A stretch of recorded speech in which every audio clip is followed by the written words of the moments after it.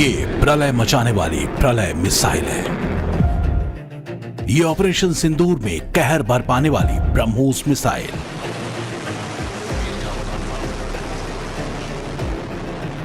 ये ताकतवर पिनाका रॉकेट है और ये तेजी से वार करने वाला स्मर्च रॉकेट।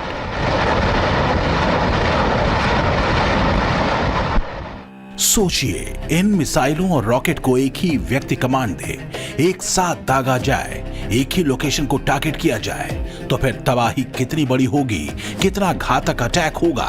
फिर सामने पाकिस्तान हो या चीन, पल भर में कयामत बनकर टूटेंगे हिंदुस्तान के ये हथियार। ये इरादा है हिंदुस्तानी फौज का। ना ही सैनिकों के नुकसान का खतरा होगा और ना ही न्यूक्लियर वॉर की संभावनाएं। अगर पाकिस्तान का जंगी जुनून नहीं छूटा तो आसिम मुनीर की कल्पना से भी ज्यादा, शहबाज शरीफ की उम्मीदों के पार, एक इशारा मिलते ही ये हथियार कयामत बनकर टूटेंगे।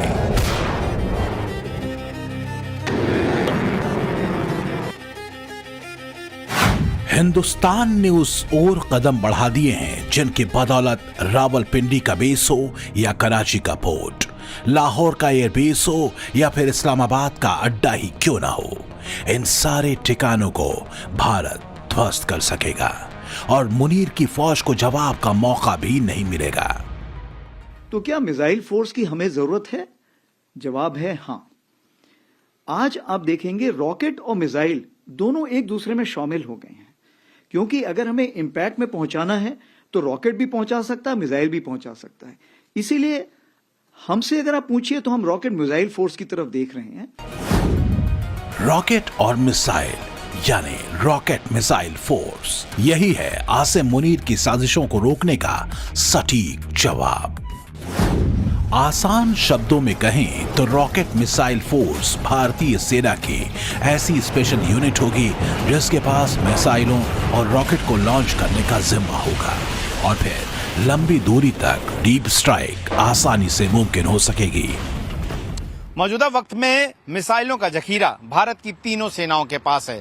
ऐसे में जब इन्हें लॉन्च करने की जरूरत पड़ती है तो तीनों ही सेनाएं इन्हें अपनी अपनी जरूरत के हिसाब से अलग अलग समय पर लॉन्च करती हैं और इसका इस्तेमाल करती हैं। जो मिसाइल थल सेना के पास में है उसका एक्सेस वायु सेना को नहीं दिया जा सकता है और ना ही नेवी कमांड को ये ऑर्डर होते हैं कि वो वायु सेना की जो मिसाइल्स हैं उनको ऑर्डर देकर चला सके, यानी कि कोई भी आर्मी जो है वो एक दूसरे के मामलों में इंटरफेयर नहीं कर सकती है। यही नियम रॉकेट सिस्टम पर लागू होता है। थल सेना के पास जितने भी रॉकेट हैं उनके संचालन की परमिशन थल सेना के पास है, मगर रॉकेट मिसाइल फोर्स के बाद इसमें बदलाव हो सकेगा। एक तरह से कहें तो एक ही जगह पर बैठकर मिसाइल और रॉकेट एक साथ दागने की व्यवस्था होगी।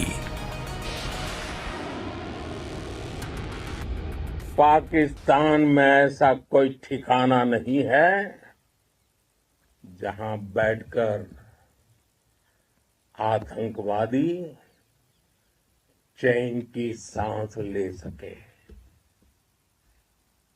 हम घर में घुसकर मारेंगे और बचने का एक मौका तक नहीं देंगे। फिलहाल हिंदुस्तान के पास दो कैटेगरी की मिसाइलें हैं। पहली वो जिनसे न्यूक्लियर हमला किया जा सकता है, इनका नियंत्रण स्ट्रेटेजिक फोर्सेस कमांड के पास है, और दूसरी तरह की मिसाइलें पारंपरिक तरीके की होती हैं, मतलब बगैर परमाणु हथियार गिराए भीषण तबाही मचाने का मादा रखती हैं। इसी दूसरी तरीके की मिसाइलों का कंट्रोल रॉकेट मिसाइल फोर्स की यूनिट को मिल सकता है। सवाल ये कि रॉकेट मिसाइल फोर्स के गठन की आखिर जरूरत क्यों? तो इसका जवाब ये है कि पारंपरिक युद्ध की स्थिति में दुश्मन के कमांड सेंटर्स, एयरफील्ड्स और रसद ठिकानों को तबाह किया जा सकेगा, यानी कि न्यूक्लियर वॉर की नौबत ही नहीं आएगी और उससे पहले ही दुश्मन के ठिकानों को तबाह किया जा सकता है। सवाल है कि रॉकेट मिसाइल फोर्स से क्या उद्देश्य पूरा किया जा सकेगा? तो जवाब है बहुत कम जोखिम उठाए कम वक्त में दुश्मन पर जोरदार हमले को अंजाम देना।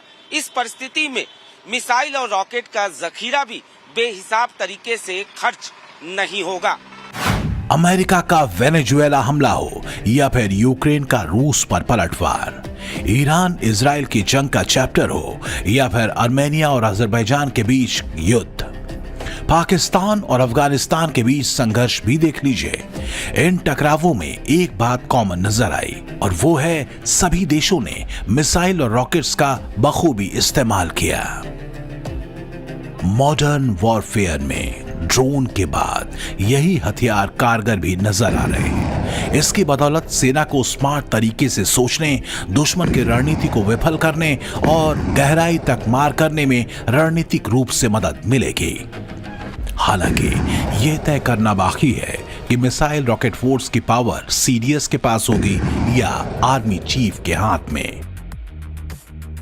हमारे पास में भी जो है वो रॉकेट मिसाइल जो है वो होना चाहिए कमांड, तो उसके अंतर्गत तैयारी तो आर्मी में चलती रहेंगी, लेकिन आने वाले टाइम में इन फ्यूचर जिस प्रकार से हमारा एयरफोर्स, नेवी और आर्मी का जो चाहे क्रूज मिसाइल्स हैं, लॉन्ग रेंज की एयरफोर्स की मिसाइल्स है या आर्मी के पास में भी जो अपने मिसाइल्स है, पिनाका है, इन सब का एक सेंट्रल कमांड में इंटीग्रेशन होना जो कि सीडीएस के नीचे पॉसिबल है, ये दर्शाता है कि सीडीएस की महत्वता इसमें बढ़ जाएगी। जिस तरह पाकिस्तान और चीन की साजिशें लगातार बढ़ती जा रही हैं, उस हिसाब से भारत के लिए सुरक्षा और शक्ति का संतुलन बनाए रखना बेहद जरूरी हो गया है। और जिस तरह चीन नॉनस्टॉप पाकिस्तान को हथियार सप्लाई कर रहा है, उसने भारत के मिसाइल रॉकेट फोर्स वाले विश्वास को प्रबल कर दिया।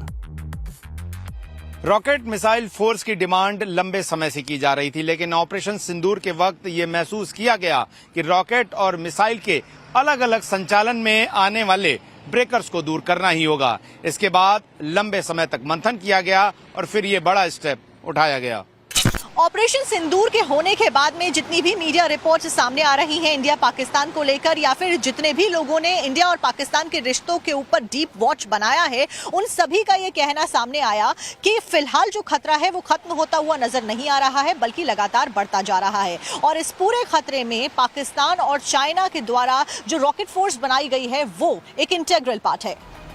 पाकिस्तान ने अगस्त 2025 में आर्मी रॉकेट फोर्स कमांड यानी ARFC का गठन किया। चीन ने People's Liberation Army rocket Force यानी PLARF को 2016 में बनाया था। पाकिस्तान ने अपनी नॉन न्यूक्लियर मिसाइल और रॉकेट्स को एक साथ लाने पर जोर दिया, जबकि चीन ने परमाणु हथियारों से लेकर गैर न्यूक मिसाइलों को इनसे लैस किया। पाकिस्तान के पास फतह सीरीज के मिसाइल गजनवी और शाहीन इसका मुख्य हिस्सा हैं, जबकि चीन की आर्मी रॉकेट फोर्स के पास 600 परमाणु वॉरहेड और अनगिनत मिसाइलें हैं। माना जा रहा है कि हिंदुस्तान की रॉकेट मिसाइल फोर्स पाकिस्तान से ज्यादा एडवांस और चीन की तरह घातक नजर आने वाली है। पाकिस्तान की आर्मी रॉकेट फोर्स कमांड का मकसद ही भारत से पश्चिमी मोर्चे पर टक्कर लेना है, मगर क्या वो इसमें सफल हो पाएगा? क्या मुनीर के मंसूबे मुकाम तक पहुंच पाएंगे? इन्हें डिकोड करें तो फिलहाल नामुमकिन ही दिखता है, क्योंकि हिंदुस्तान की मिसाइल रॉकेट फोर्स में जिन हथियारों को तवज्जो दी जा रही है उनके नाम हैं ब्रह्मोस, प्रलय और पिनाका। इस स्पेशल यूनिट की रीढ़ होगी प्रलय मिसाइल, जो 150 किलोमीटर से लेकर 500 किलोमीटर तक अटैक कर सकती है। इसे airbase, radar station, command centre जैसे अहम ठिकाने तबाह करने के लिए बनाया गया है। दुनिया की सबसे तेज क्रूज मिसाइल ब्रह्मोस की रेंज 290 से 450 किलोमीटर है। समंदर, हवा और जमीन से इसे लॉन्च किया जा सकता है। इसके आगे कोई भी ठिकाना बच नहीं सकता। जबकि पिनाका रॉकेट सिस्टम की मारक क्षमता 120 किलोमीटर हो चुकी है। इंडियन आर्मी डिमांड कर रही है कि उसके पास 2200 एयर लॉन्च बैलिस्टिक मिसाइलें मुहैया कराई जाए, ताकि हिंदुस्तान की तरफ आंख उठाने की जुर्रत पाकिस्तान न कर सके। समय की मांग है कि हमें ऐसी फोर्स खड़ी करनी पड़ेगी। उस चीज को मद्देनजर रखते हुए, जैसे हमारा पिनाका है जिसको 120 किलोमीटर की रेंज में चेक किया गया है, हमने ऑलरेडी कुछ कॉन्ट्रैक्ट साइन किए हुए रॉकेट के जो 150 हैं, जिसको हम बाद में 300-450 किलोमीटर की भी रेंज पे भी देखेंगे।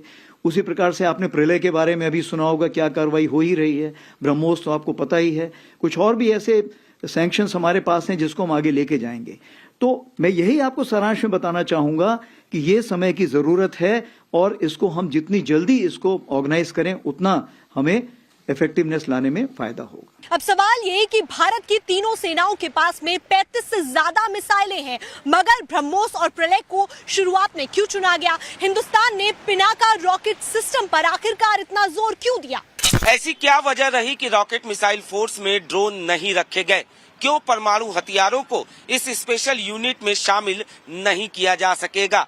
इन सब का जवाब जानेंगे तो कहेंगे कि इंडियन आर्मी बहुत दूर की सोचती है और ये सब आसिम मुनीर की सोच से परे है।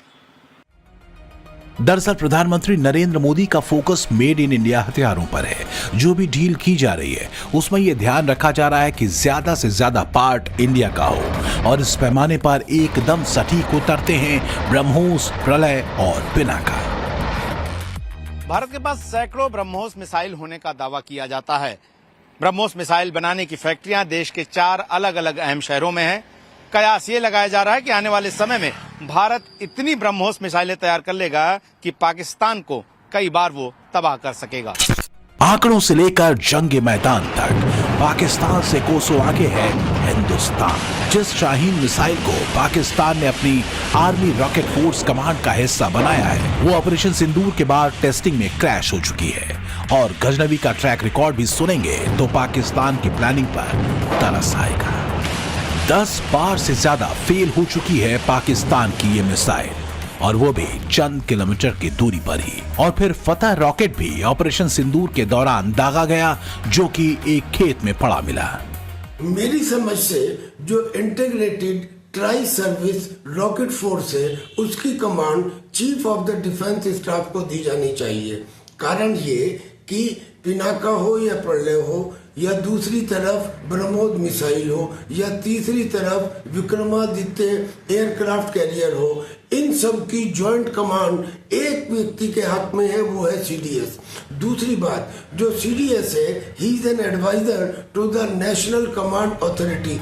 एक तरफ हिंदुस्तान है जिसकी मिसाइलों के बारे में कहा जाता है कि अगले 1 दशक में भी पाकिस्तान इनका तोड़ नहीं निकाल पाएगा और दूसरी तरफ पाकिस्तान का मिसाइल प्रोग्राम दूसरे देशों से कॉपी किया गया है जिस पर कोई भरोसा नहीं करता। ऐसे में अंदाजा लगाया जा सकता है आमने सामने की जंग में दोनों देशों के स्पेशल यूनिट में कौन बाजी मारेगा, भारत की रॉकेट मिसाइल फोर्स या पाकिस्तान की army rocket force command.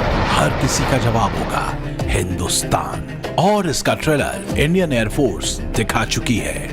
Bureau report, times now, Navbharat. For more of such videos, do like, share and subscribe to ET Now Swadesh.